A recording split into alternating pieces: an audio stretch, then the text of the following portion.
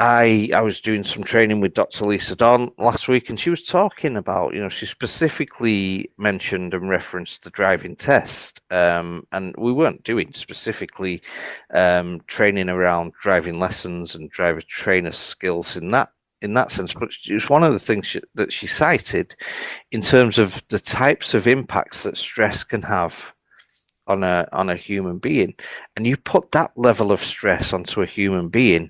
I actually think the pass rate in and of itself is first of all, somewhere around 50%.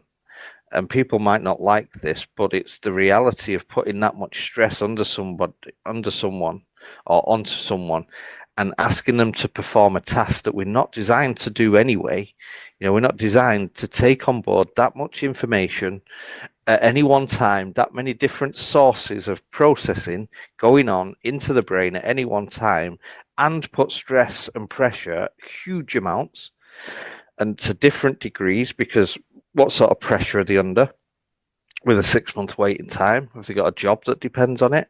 What sort of social pressures have they got? Have they got a stream of friends that passed first time, or at least said they did, and so now they've got all of that social pressure? How have they coped in the past with tests? How do they cope with nerves and anxiety? What sort of experiences did they have as a child, etc.? And then they've got to go and deal with all of that with a typically middle to older age man that has got very limited social skills often, and decides whether he wants to use them or not on the day.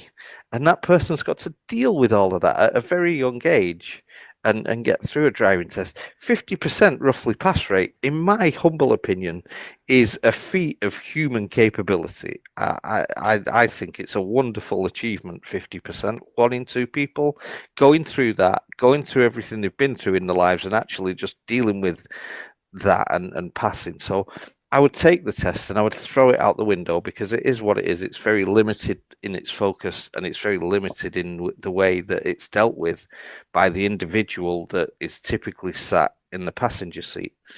And then I'd look at beyond that, and the further development of pupils and why that's important.